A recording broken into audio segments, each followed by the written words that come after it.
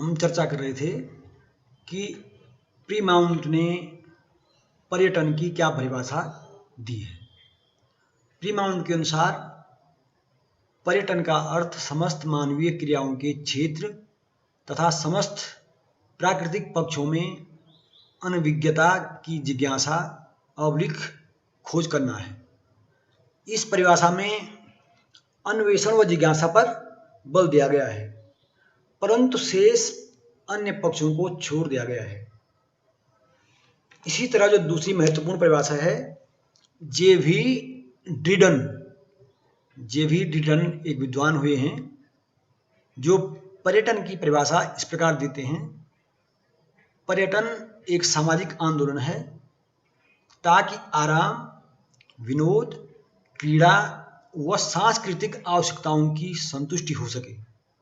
अर्थात जे.वी. ड्रिडन आराम, मनोरंजन और सांस्कृतिक गतिविधियों को पर्यटन से जोड़ते हैं, परंतु जे.वी.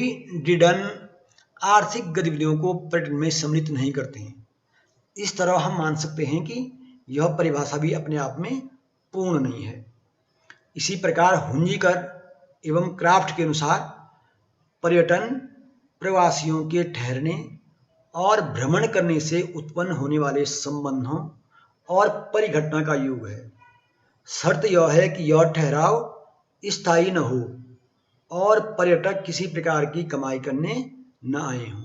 अर्थात हुंजीकर और क्राफ्ट का अभिप्राय पर्यटन में ठहराव से है या उससे संबंधित परिघटना से है, लेकिन इसमें यह आर्थिक रूप से जो हम अर्थोपार्जन करते हैं उसको इससे वो छोड़ देते हैं।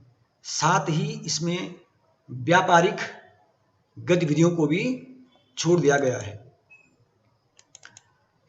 अगली जो परिभाषा है, जब आपको ज्ञात होगा कि 1920 ईस्वी में लीग ऑफ नेशंस अर्थात राष्ट्र संघ की स्थापना हुई, तो राष्ट्र संघ ने विभिन्न पक्षों पर काम किया, विश्व में शांति स्थापित करने का प्रयास किया। यद्यपि अपने इस प्रयास में राष्ट्र संघ पूर्णतः सफल नहीं हो पाया, परंतु जो राष्ट्र संघ ने लीग ऑफ नेशंस ने जो पर्यटन की परिभाषा दी 1937 में, वह इस प्रकार है। पर्यटन एक ऐसी सामाजिक गतिविधि है जिसमें एक व्यक्ति किसी देश में अपने निर्धारित कार्यक्रम के अनुसार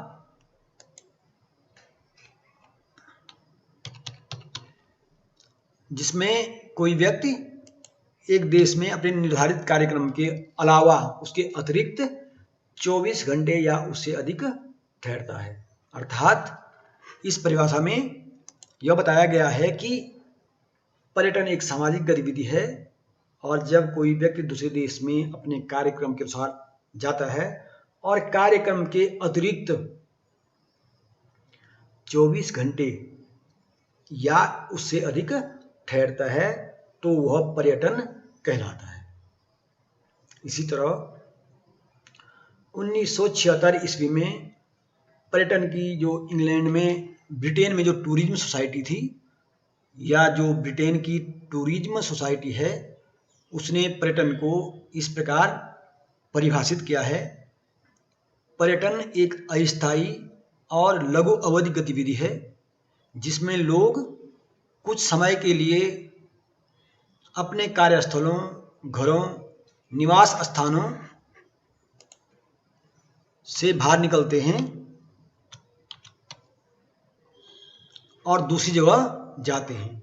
वे वहाँ पर रहते हैं, काम करते हैं और इन स्थानों में रुकने के दौरान उनकी गतिविधियाँ दिन के आगमन और सैर सपाटे को भी पर्यटन में शामिल किया जाता है। अर्थात कोई व्यक्ति जब कहीं अपनी अस्थायी तौर पर बाहर जाता है तो उस दौरान उसकी जो भी गतिविधियां हैं, उसका आगमन, उसका सैर सपाटा करना, सब पर्यटन के अंतर्गत आते हैं। इसी तरह 1981 में AIST ने पर्यटन की परिभाषा इस प्रकार दी है।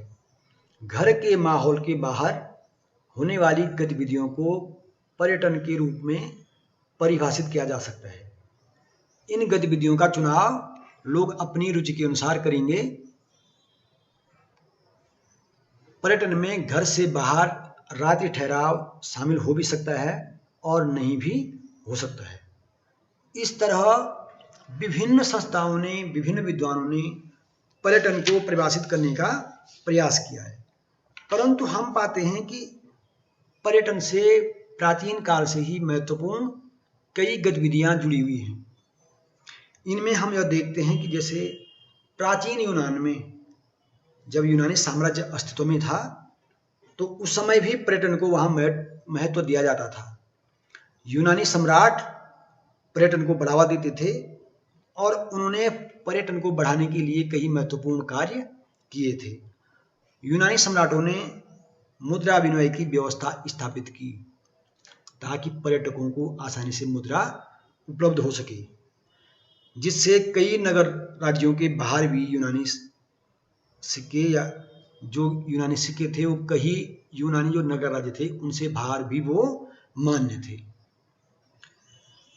विश्व के सभी कोनों से लोगों को आकृष्ट करने के लिए यूनानी कई प्रकार के उत्सवों का आयोजन करते थे और इसी प्रकार के आयोजन जैसे ओलंपिक, जो ओलंपियस पर्वत की तलहटी में होते थे, एक प्रकार से वो आयोजन भी पर्यटकों को आकर्षित करने के लिए थे। एक इसी तरह की गतिविधि हुआ भी थी। यूनानी थिएटर और नाट्य कला भी विश्व में प्रसिद्ध थी। दूर दूर से लोग यूनानी नाटकों को देखने के लिए आते थे और इससे भी पर्यटन गतिविधियों को बढ़ावा मिलता था। उस समय यूनान के नगर राज्य आगंतुकों के लिए आकर्षण के केंद्र थे। एथेंस उस समय का विश्व प्रसिद्ध स्थल था जहां भोजन, आवास और नृत्य आदि मनोरंजन के साधनों की भी व्यवस्था रहती थी। तो हम मान सकते हैं कि प्राचीन काल में यूनान ने अपने यहाँ पर्यटन को बढ़ावा देने के लिए कई महत्वपूर्ण कार्य किए थे। इसी तरह रोमन साम्राज्य में भी पर्यटन के लिए राजमार्गों को बेहतर किया गया था, जिससे लोग आसानी से रोमन साम्राज्य में यात्रा कर सकें। रोमन जो भाषा थी वो पूरे साम्राज्य की भाषा थी। साथ ही मनोरंजन के लिए खेल कूद भी आयोजित किए जाते थे और इसके अतिरिक्त यूनानी मंदिरों, समाधि स्थलों तथा कलात्मक वस्तुओं को देखने के लिए भी लोग यात्रा करते थे। रोमन साम्राज्य में तीर्थ यात्रा भी प्रचलित थी। इसी तरह हम देखते हैं कि प्राचीन काल में व्यापार के कारण भी पर्यटन होता था। अगर आपने प्राचीन काल के व्यापारिक मार्गों का अध्ययन किया होगा तो आप उसमें देखते होंगे एक रेशम मार्ग का जिक्र आता है। रेशम मार्ग वह व्यापारिक मार्ग था जिससे होकर यूरोप के व्यापारी एशिया आते थे और एशिया में व्यापार करते थे। यह व्यापार यूरोप, भारत तथा चीन के मध्य रेशम मार्ग से होता था, क्योंकि इस मार्ग से जो व्यापार होता था मुख्यतया रेशम का होता था, इसलिए इस व्यापारिक मार्ग को रेशम मार्ग भी कहा जाता है।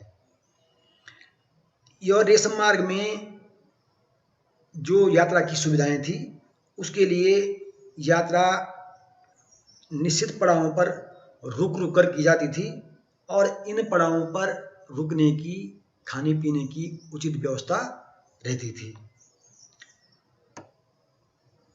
यद्यपि राज्यों द्वारा यात्रियों से कर वसूला जाता था और इससे क्या होता था, राज्य की महत्वपूर्ण आय राज्य को प्राप्त होती थी, परंतु साथ ही कर वो तभी वसूलते थे जब उन्हें उचित सुविधाएं भी देते थे। इस तरह प्राचीन काल में यात्रा का जो स्वरूप प्रचलित रहा उससे व्यापारिक गतिविधियों को भी बढ़ावा मिला।